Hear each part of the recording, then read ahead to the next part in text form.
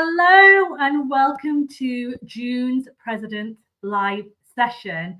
If you don't know who I am, my name is Advita Patel and I am the President for the CIPR for 2025.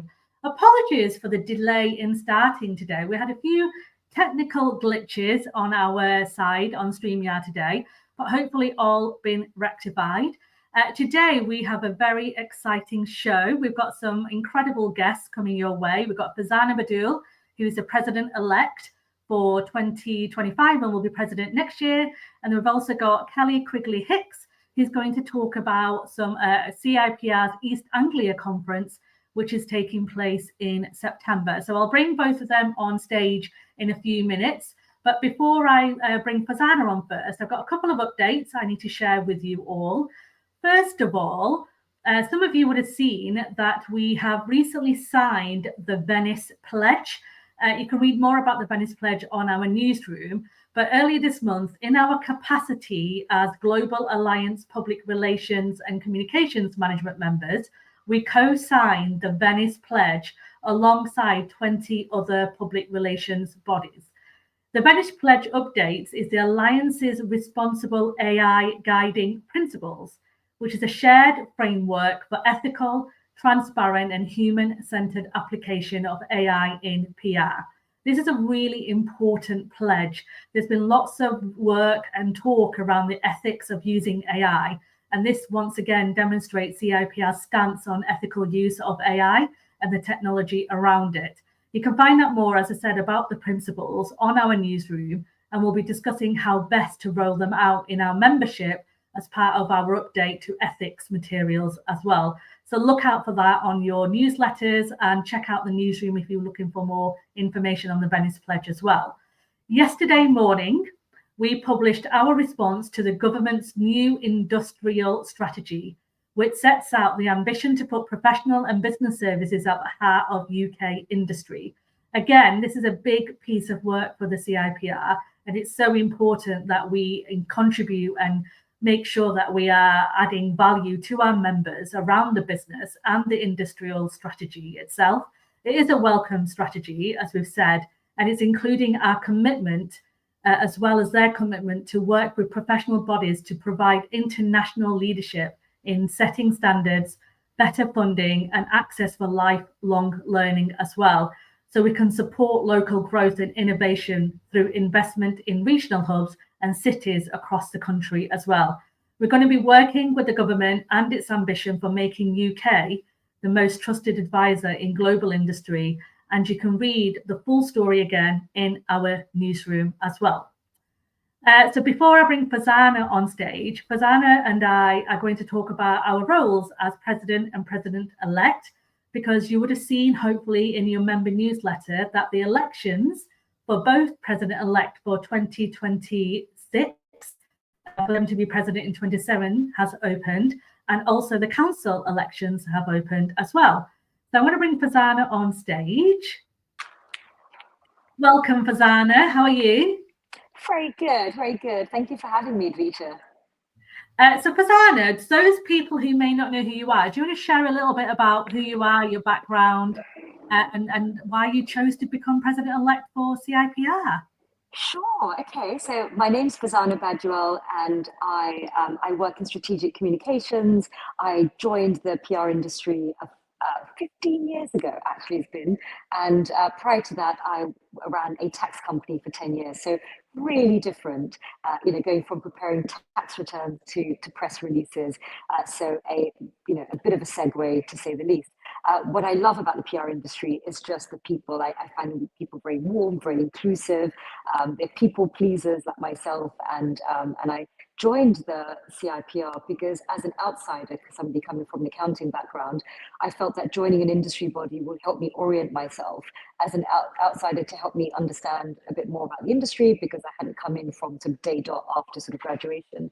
And so the CIPR was a huge help to me, not only in terms of just learning what good practice looks like, but also meeting other sort of fellow PRs in the CIPR and making friends in the industry.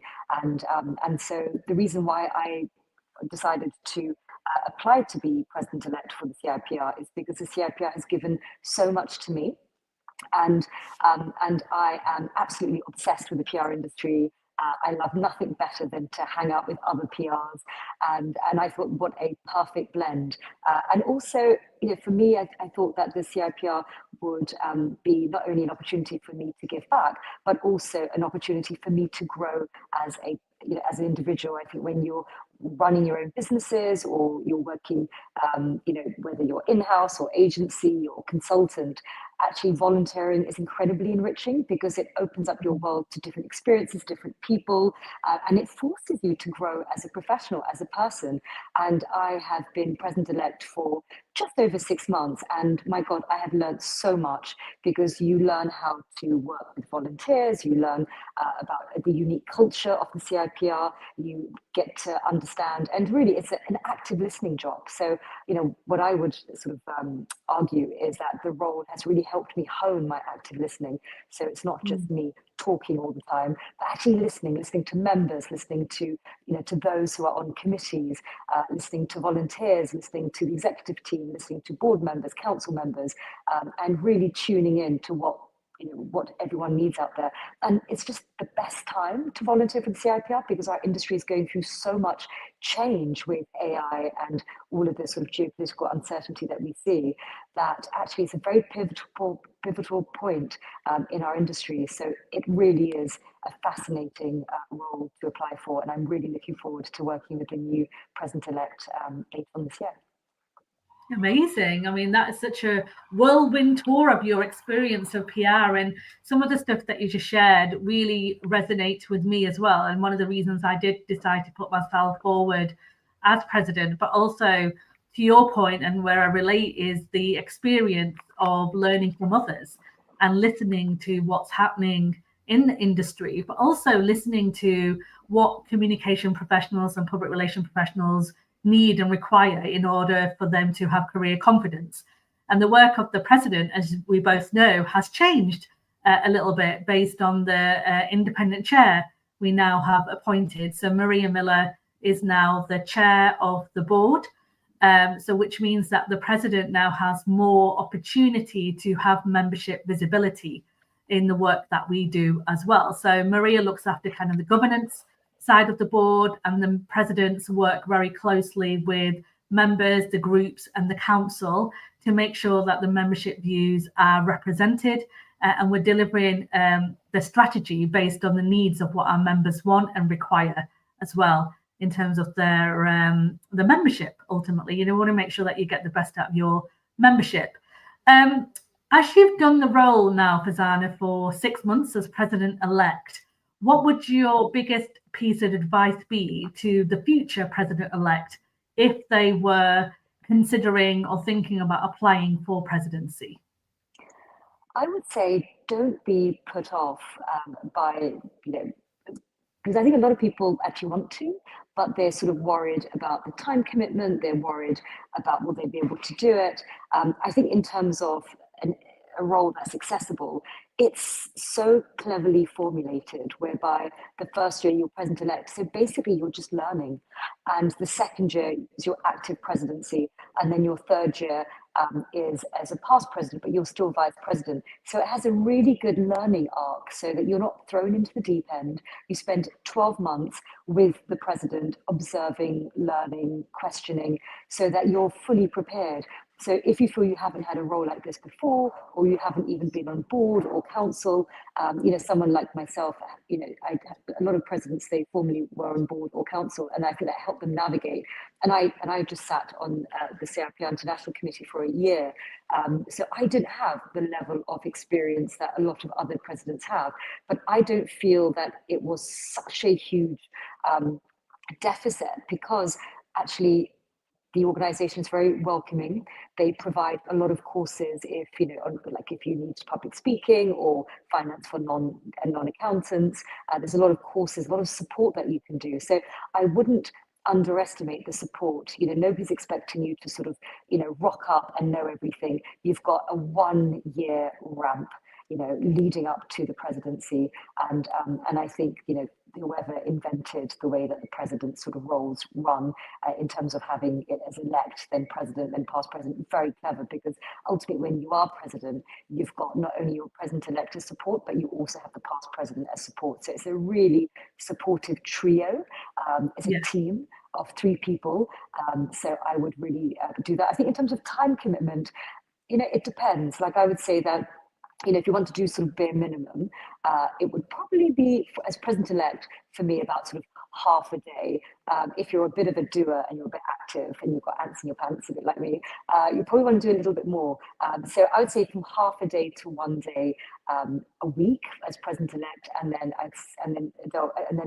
Advita can explain in terms of time commitment for president. So I think those are the 2 things that often put people off: is one, the time commitment, but bear in mind it doesn't have to be a whole block of time on a certain day. If you're working, for instance, it could be sort of on different days, so it's quite agile.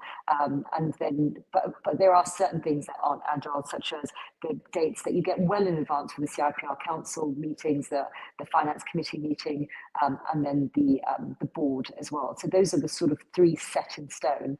And outside of those areas, it's more agile and easier to sort of work with. But Advita can really help you in understanding what the commitments are when you do get to president level, because I haven't experienced that yet.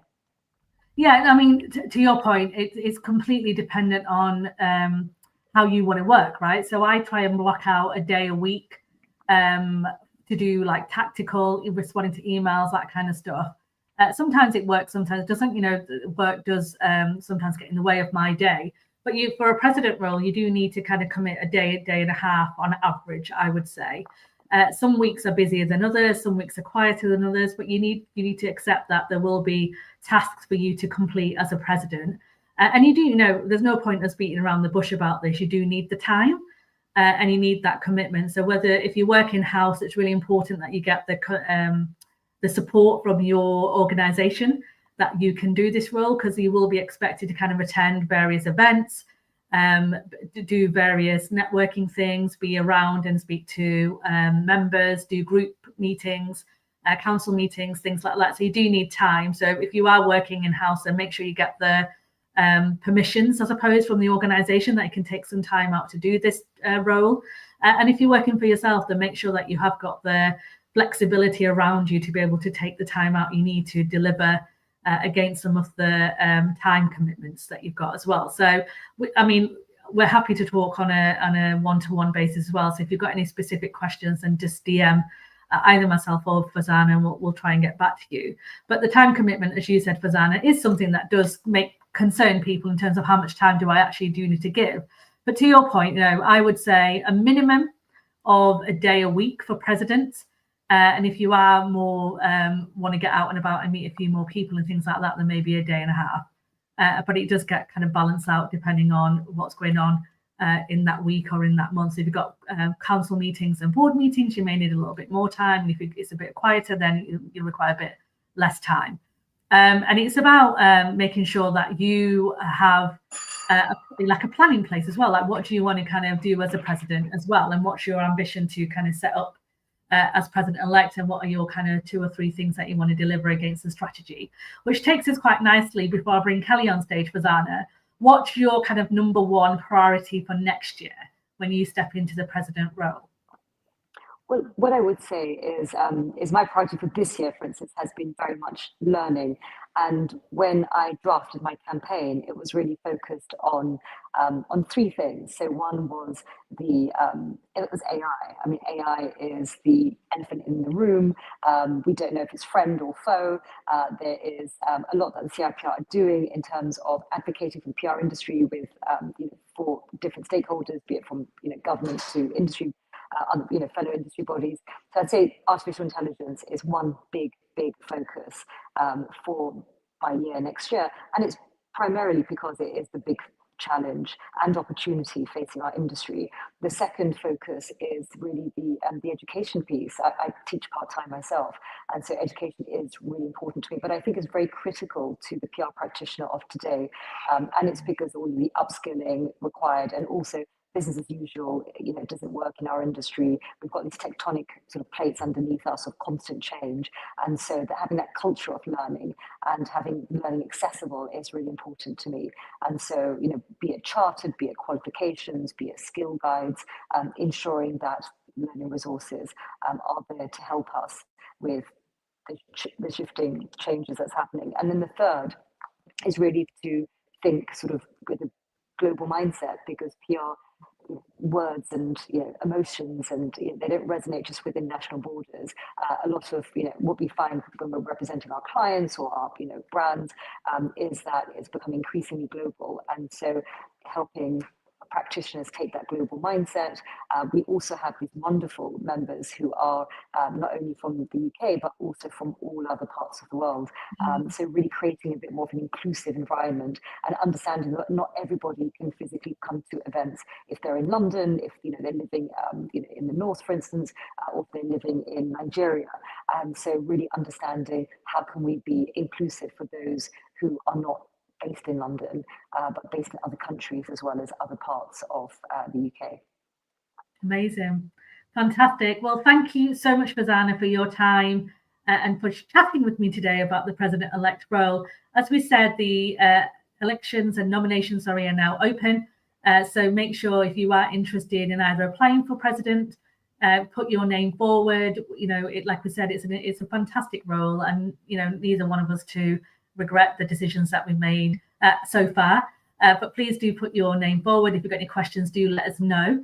And also council as well. So if you're not ready for president, or you may not have a time commitment for the president role, then do think about joining the council. The council elections nominations have also opened.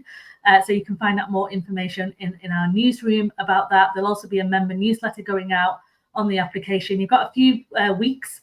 It's a long application time frame because we want to make sure that people have the time to apply. So you've got a little bit of time to think about it and ask a few questions and check in with other council members and past presidents as well, if you want to find out a little bit more about the roles. But thank you, Farzana. If people want to get in touch with you, is the best way LinkedIn? Do you know what? I'm on everything. So like LinkedIn, my God, Threads, X, Instagram, I mean, you name it, I'm on it. I think I'm still probably on Clubhouse, which everyone's left. But whatever's best for you, through my website, email address, whatever. I'm on lots of channels. Fantastic. Well, thank you so much, Farzana, and we will see you soon. Thank you. Bye. So that was a great chat with Farzana. Like I said, she is available on most social platforms, so please do follow her, and you can find out more information about how the year is going for her. And so without further ado, I am going to bring on stage Kelly Quigley-Hicks. Hello, Kelly. Hello, Advita, and hello, everybody. Thank you very much for inviting me along. Hello, and thank you for your patience while I had that little bit of tech glitch earlier. So hopefully it's all resolved and people can actually see us here now. But Kelly, for those of you, those people who don't know where you're from and who you are, do you want to introduce yourself? Thank you. Yes, so I'm Kelly Quigley-Hicks. I am one of the CIPR East Anglia committee members. I'm part of our committee lead this morning. My background is in public sector communications. I now work for the equivalent of the CIPR for people who run elections. So it's a busy and interesting time in elections world, especially with local government reorganisation. Wow, yes, that is very interesting. So I'm here today, and thank you again for the invitation to talk about our East Anglia's annual conference, which is happening in Cambridge on the 16th of September 2025. And this year it's based all around misinformation. Now, Farzana was talking about AI being friend or foe. Our last year's conference covered AI, and this year the very linked and very present issue around misinformation, the ability to lead with integrity and to build public trust. It's never been more important, whatever sector of PR, whatever sector we're in, whoever we're running PR for, and that being able to respond to misinformation and disinformation, it's increasingly a vital skill as our organisations look to us to guide them through the rapidly changing waters that we're all working in. So I've got 5 very good reasons why people listening should attend our conference this year. So you're going to gain cutting edge insights. You're going to hear from leading voices on how misinformation is evolving and what it means for all of us. And I'll tell you who we've got speaking. We've got some fantastic speakers that you won't want to miss. You'll learn strategies for maintaining institutional trust. You'll explore how organisations across different sectors are protecting their reputations in this current climate. We'll have some expert panels on digital trust and communication integrity. And we're going to have some practical, forward-looking conversations and hopefully some actual practical work on those ethics, the challenges and the responsibilities that we all face as we are working and looking at this area of our work. You'll be able, of course, to network with some fantastic communication professionals from East Anglia and beyond, and you'll build those relationships that are going to support your professional development, whatever stage of your career that you're at. And you'll also earn 10 very sweet CPD points. As we know, it's logging those CPD points becomes so important to strengthen your practice, demonstrate your commitment to that continuous learning that we should all be doing. So that's also part of that there. So our powerful lineup of speakers, they include Shoni Lin, who's the CEO and founder of Lin Group, and she's our keynote. She's going to be talking about misinformation, the front line, what and how to prepare for influence campaigns in 2025 and beyond. And Shoni brings a global perspective on the evolving tactics of misinformation so that you can help to anticipate, identify and respond to it. That's going to be, I can't wait for that. She's going to be absolutely fantastic. We've also got Richard Bagnall, who is the co-founder of Comms Clarity Consulting and a board member of AMEC. And he's going to be talking about the urgent need to demonstrate value in the era of uncertainty. To have that board level, those board level discussions, we need to be able to demonstrate what we're bringing to the table. So Rich is going to help us all go away and have a plan to put in place around that. Then from our East Anglia area, we've got Robin Punt, who's the Assistant Chief Officer at Essex Police, and he's going to talk about professional communication on the front line, about truth, lies and policing. And from another public sector area, we've got Sarah Roberts, who's from Cambridge University Hospital's NHS Foundation Trust, and she's going to talk about handling misinformation in healthcare communications.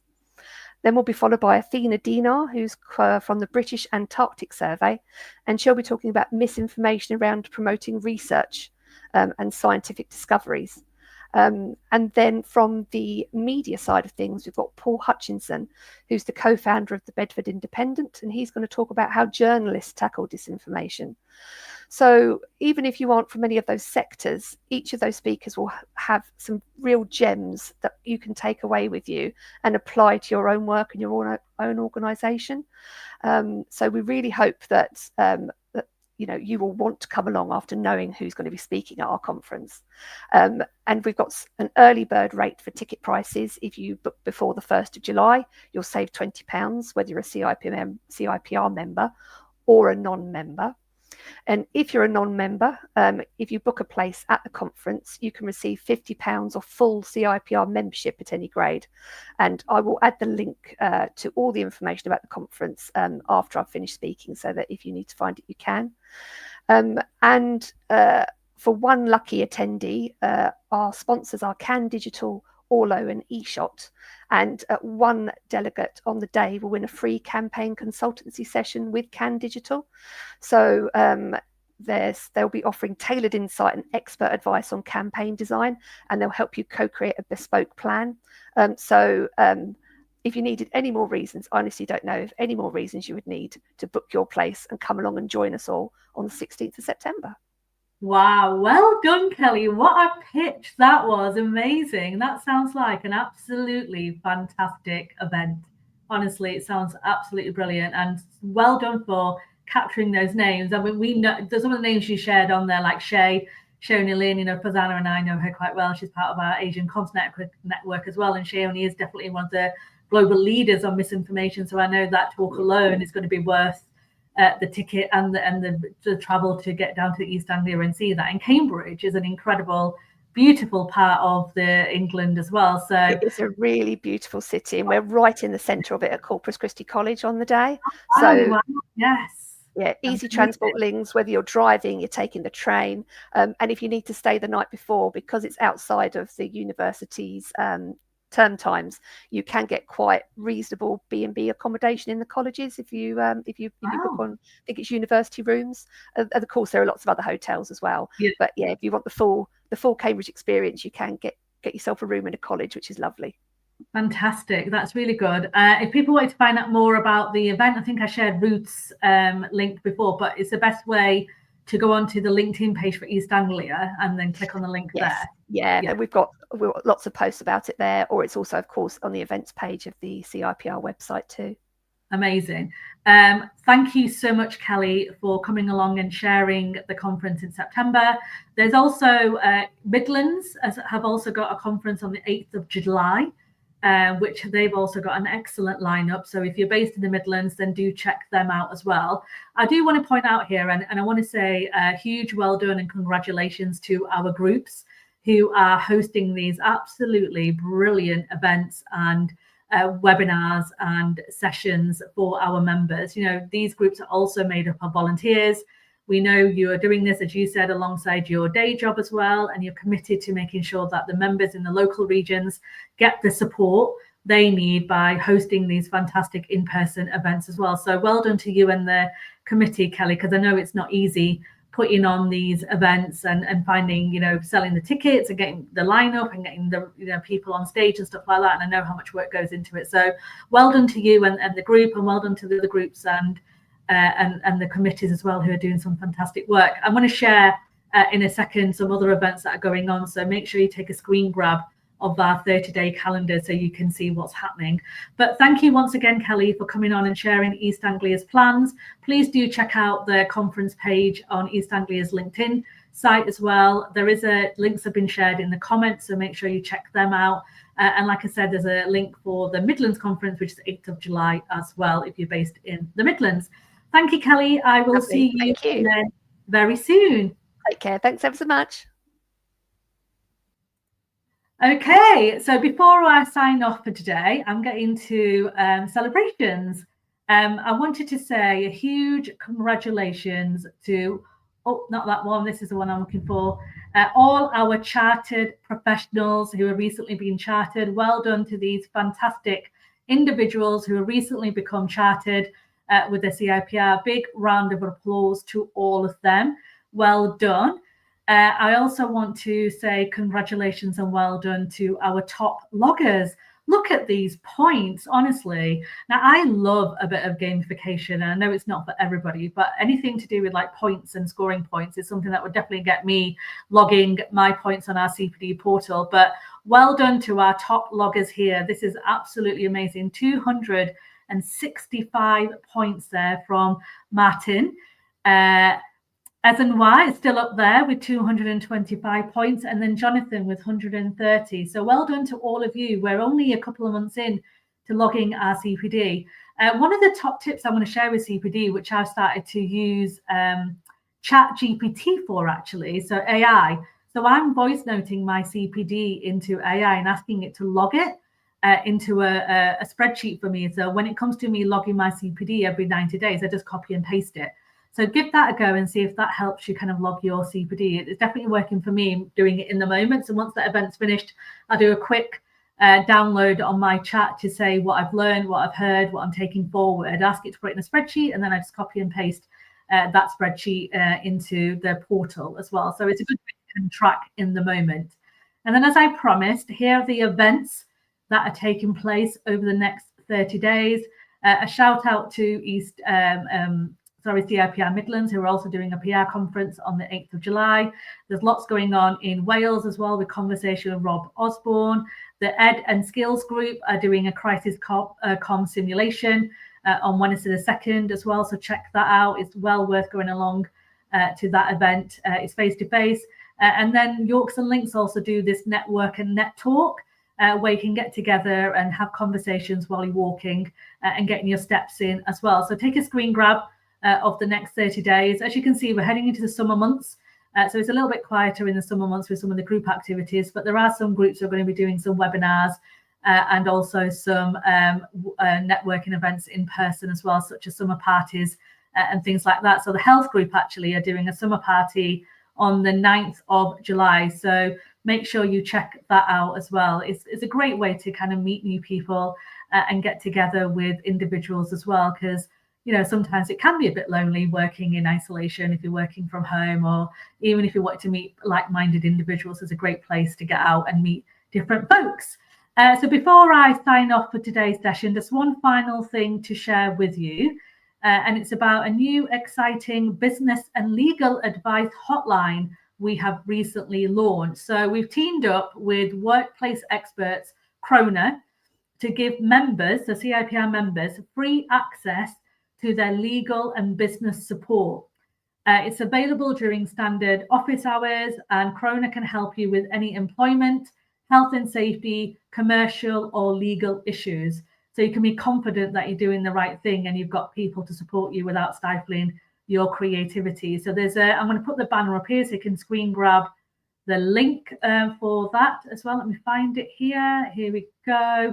So it's in your membership, CIPR+/Crona, and you can find out more information there. So that's a great membership benefit for anyone who needs some support around legal and business support. Thank you for bearing with us today with our technical glitches. I hope you found today's session helpful. If there's anything you want us to specifically cover in future President Lives, this is the 6th one now, so 6 months in. But if you want me to cover anything specific, a topic, or you're looking for a guest to come and join me in these live streams, then please do let me know. Email president@cipr.co.uk and I'll make sure we bring those people to you as well. Thank you so much. Have a fantastic Tuesday and the rest of the week, and I will see you very soon. Take care.